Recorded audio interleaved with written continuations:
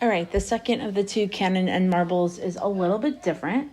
We still have the marbles of mass mm, the toy cannon of mass mc. The cannon's always more massive than the marble. Each time a marble is launched, the cannon slides backwards. The coefficient between the cannon and the ground is still mu.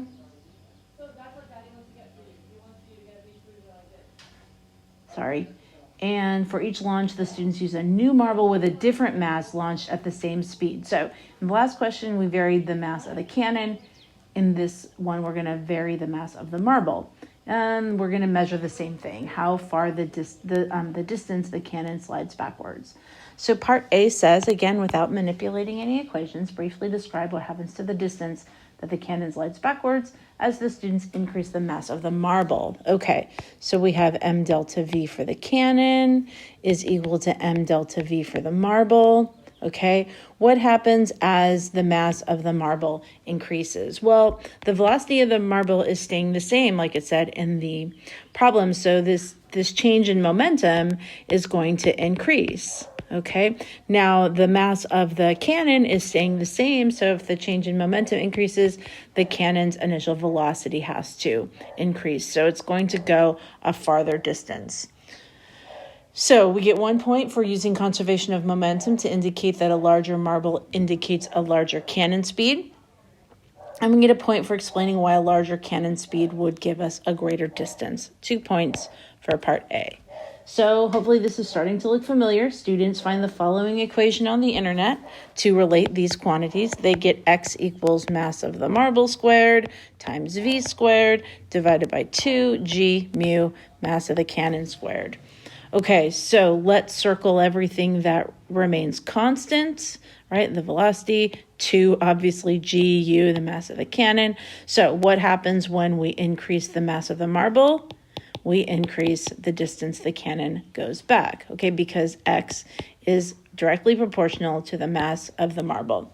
So we get 1 point for indicating a functional dependence between the mass of the marble and delta x, and we get 1 point for saying that if the mass of the marble increases, then x increases. So part C is about doing work to stop the kinetic energy again. Without manipulating or stating equations, briefly describe whether it would take more work to stop the marble or to stop the cannon. So again, they're basically asking you, do you know which one has a greater kinetic energy? So again, we've got the cannon and the marble, right? They both have no momentum before the collision. And after the collision, they have mv. Since the cannon has a higher mass, it has a lower velocity. The marble has a lower mass and a higher velocity. But then we have our formula for kinetic energy, okay, which favors velocity. So again, the marble has more kinetic energy after the launch, meaning I have to do more work to stop it, which means I have to apply a larger force, okay? Actually, they didn't ask about the force. They just asked about the work.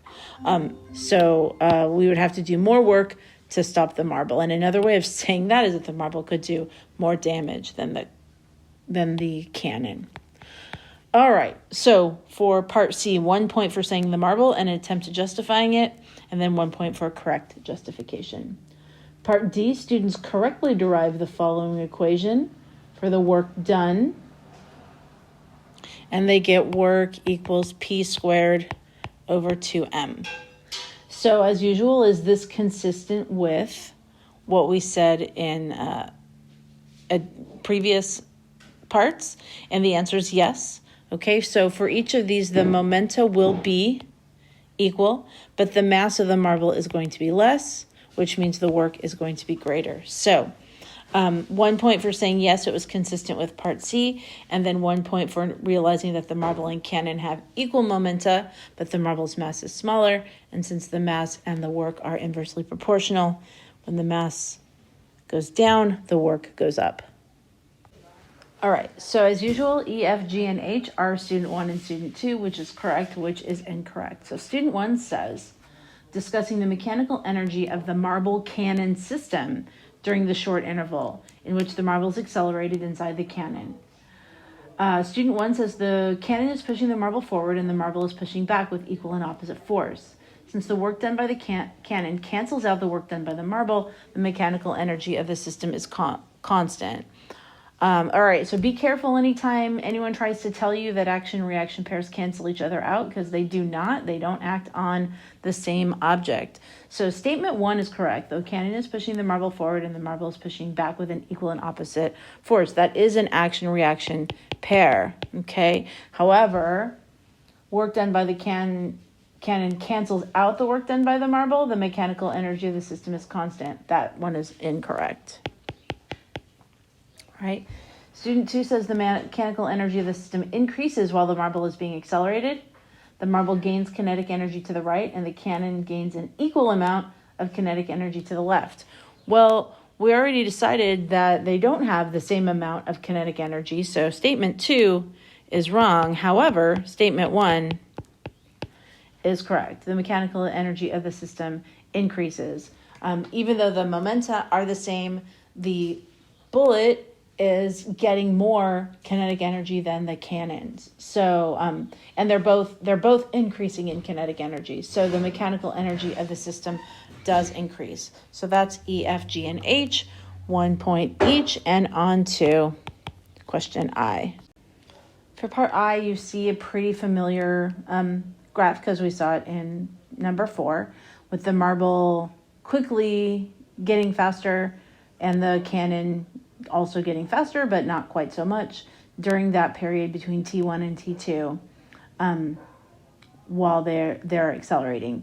So we're going to provide 3 pieces of evidence that together explain why the magnitude of the rate of change of the cannon's velocity is less than the magnitude of the rate of change of the marble's velocity. So they're really just asking us to compare the accelerations, right? Why is the marble's acceleration more than the cannon? So the reason is that the net force is the same, force on marble, force on cannon, equal and opposite, right? So the forces are the same because of Newton's third law, but because of Newton's second law, the cannon, which has a higher mass, has a smaller acceleration, okay?